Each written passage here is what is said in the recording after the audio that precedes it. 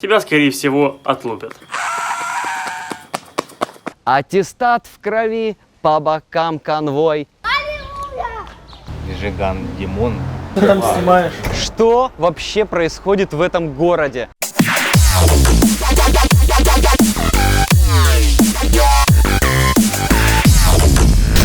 Привет, братья и сестры! Вы смотрите самое позитивное шоу про современную Украину, которое для вас делает добрый донбассянин. Это я. В одном из прошлых выпусков был беспощадно разоблачен миф о том, что в Луганской и Донецкой областях скудная природа. Сегодня мы пройдемся по оставшимся мифам. Так, стоп!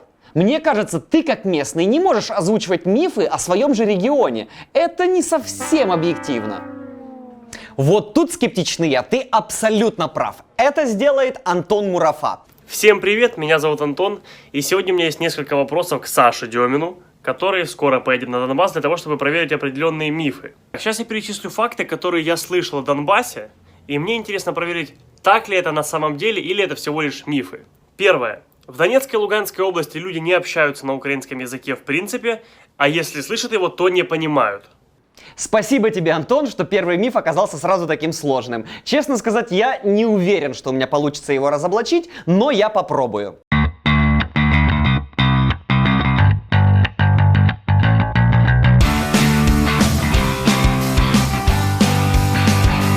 Город Северодонецк – это коктейль жителей Донбасса. Здесь ты можешь встретить ребят и девчонок из Луганска, Донецка, Алчевска, Красного Луча и других окрестностей. Поэтому наш эксперимент мы проведем здесь.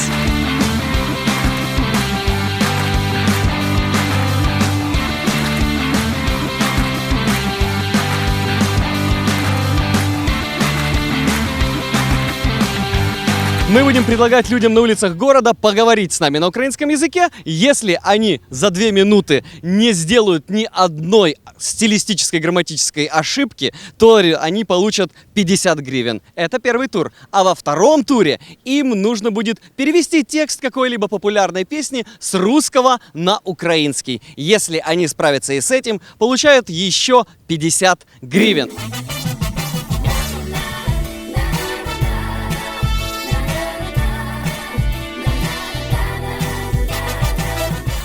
Зараз улітку ми їздимо купатися на водне, це в Рубежном.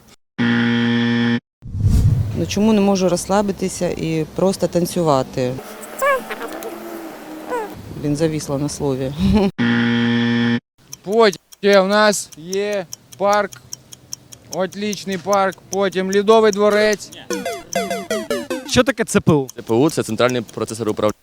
Імпульс має десь 600 у слова.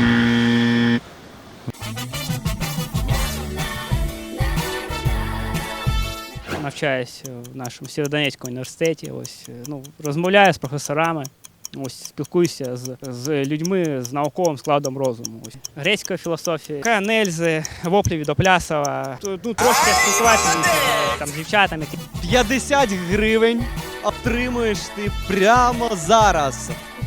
Ось так. Це тобі.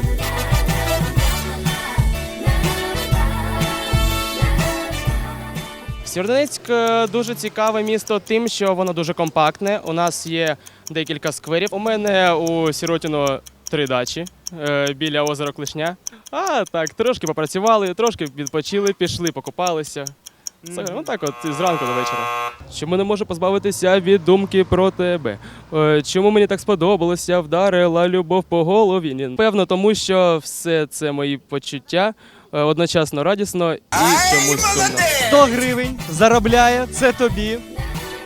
Дякую, дякую, до побачення. Вчіть українську та заробляйте гроші. Сєвєродонецьк – це молоде місце.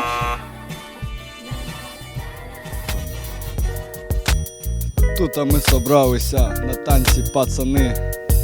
Репчик співаємо, гроші заробляємо. Тут він, хлопець, прийшов до мене. 100 гривень за 2 хвилини. Мені це треба. Тримай!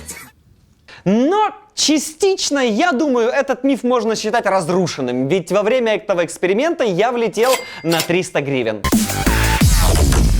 И если ты едешь в маршрутке на Донбассе, то, скорее всего, там будет играть шансон. Антон, музыкальные стереотипы мои любимые. Вот этот миф я попробую разрушить сполна, потому что я часто слышал шансон в маршрутках в Луганске. А вот сейчас даже не знаю. Давай проверим. Вначале я прошелся по городу и прислушался к музыке из колонок кафе и магазинов.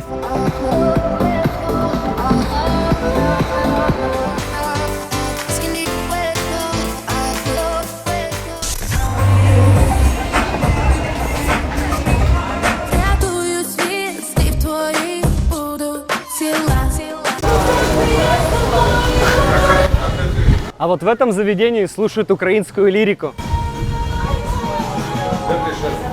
Пока что шансон на улицах Северодонецка я не услышал, но я знаю место, где 100% его должны крутить. Это общественный транспорт. Сели в первую маршрутку, и водитель здесь даже музыку не слушает. Ну и в следующей маршрутке пассажиры слушали только звуки двигателя. Что вообще происходит в этом городе? Сейчас, может, успеем?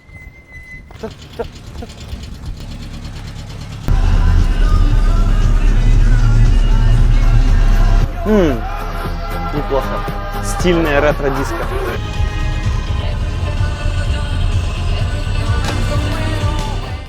Я исследовал еще несколько машин, но шансона в них не обнаружил. Тогда решил узнать у северодончан, что они слушают в наушниках.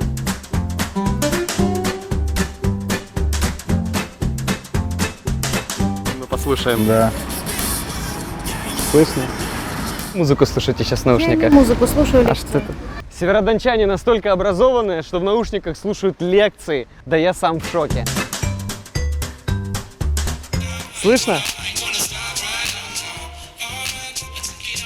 Ну, не шансон, это точно. Вы убедились в этом. А как он когда называется?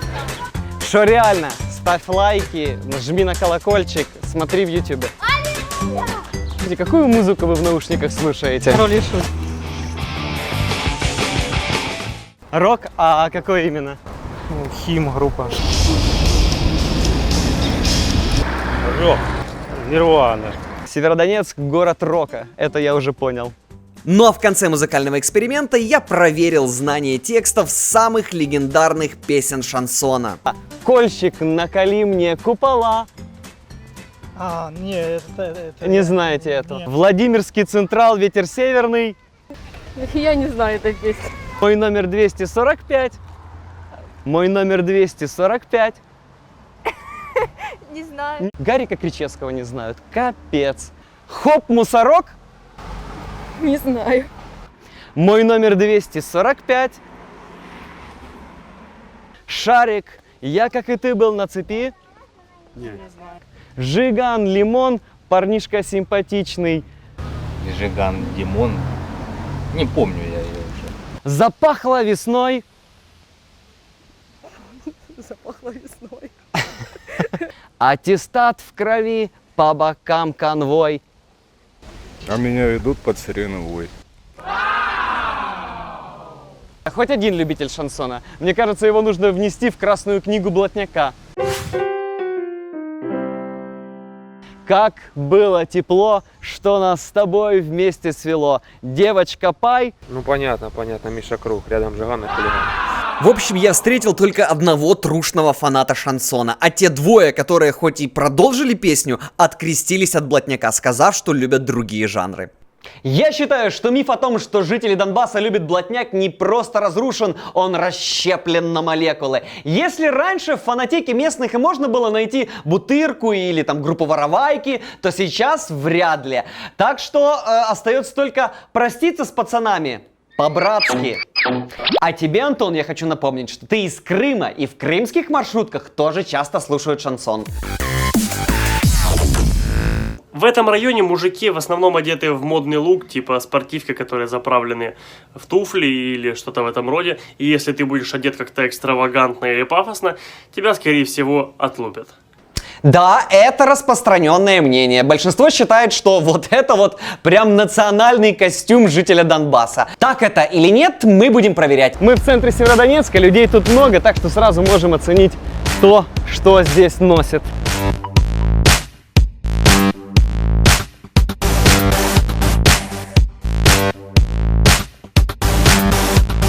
Я уже больше часа гуляю и пока еще не встретил ни одного человека, который бы выглядел как классический гопник. По стилю северодонецкая молодежь ничем не отличается от своих сверстников из других областных центров Украины. Много людей было в форме классического офисного планктона. Порадовали даже люди за 40. Они не стесняются одеваться ярко, местами даже экстравагантно.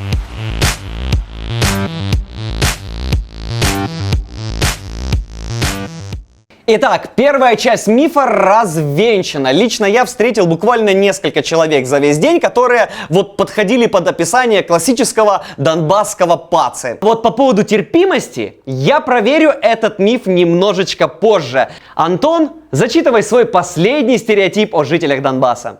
Так как Донбасс это криминальный край, там очень опасно ходить по улицам ночью. Тебя могут ограбить, избить или что-то в этом роде.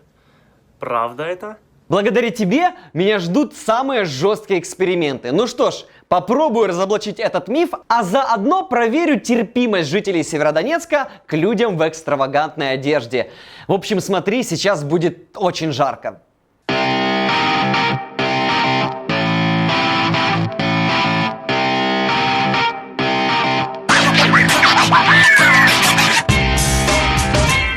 Я сейчас вот оделся, как видишь, немного вызывающе, как для Северодонецка. Посмотрим, как сегодня ночью будут на меня реагировать местные.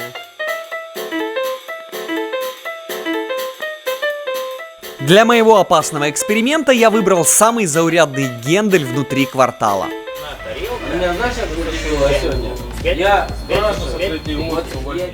В общем, так как на меня никто не реагировал, я решил сам подойти к соседнему столику и попросил прикурить тонкую ментоловую сигаретку. Дай прикурити. Спасибо. Просто я бьюти-блогер, и меня попросили провести небольшую лекцию из Киева. Дорогой мой, прекрасный у вас город. Ну да. Вот вы выкладываете. Инстаграмы делаем, показываем в основном, как там вот мейкап для девочек. Местные отнеслись к профессии бьюти-блогера так же обыденно, как если бы я представился шахтером. Порекомендовали несколько неплохих ночных заведений, и я вернулся к себе за столик. И уже подумал, что на Донбассе никого не удивишь вызывающим шмотом, как вдруг ко мне обратилось несколько крепких мужиков, сидящих позади. Тут самые такие блогеры есть. Что ты там снимаешь? Но оказалось, что они просто подслушали часть разговора и решили мне помочь с выбором заведения поприличнее. Что они хотели узнать, где что такое хорошее, да? У нас город тройки лидеров развлекательным заведением на душу населения. Уже через несколько минут я сидел за их столиком, и они рассказывали про местные тусовочные места. Правда, предупредили.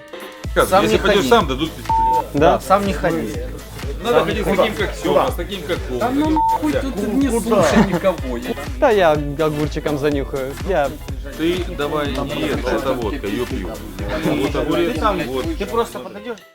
Короче, в этот вечер мне попалась компания очень душевных мужиков. Мне даже стало как-то жаль, что нужно их покидать и идти искать снова приключения на свою задницу. Приятно было вас встретить. Еще можешь смотреть там. Короче, никто не клюнул на мой метросексуальный образ. Попробую образ интеллигента. Короче, легенда у меня была такая. Я иностранец, который бродит по ночному Северодонецку и ищет место, чтобы поменять валюту. На такого персонажа настоящие гопники точно клюнут. Есть ночной обмен денег из Южный Уэльс? Это Таня.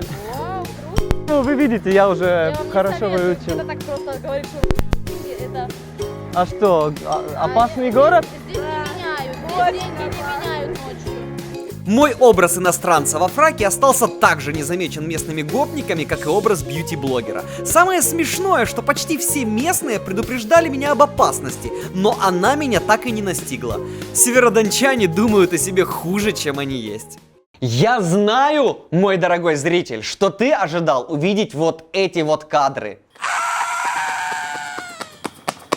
Но нет, это все шутка и постановка, потому что я прошелся практически по всем закоулкам Северодонецка, по всем самым криминальным и темным кварталам и не встретил ни одного гопника. Ну и, конечно, спасибо Антону Мурафея за любезно предоставленные стереотипы о жителях Донбасса. Антон, приезжай почаще на Донбасс, я уверен, тебе здесь понравится. Да, можно найти заведения в Луганской области, в которых еще танцуют под Шафутинского. И в падиках можно найти пациков, сидящих на картах и щелкающих семки. Но давайте будем честны, такое можно встретить практически в каждом городе Украины и даже в Киеве. Не верьте слухам, проверяйте мифы и смотрите наше шоу. Ну а если ты с Донбасса или согласен с результатами нашего эксперимента, то обязательно поставь лайк. И нажми на колокол, если ты игумен. Или хочешь узнавать первым о выходе наших новых роликов. Пока! Yeah.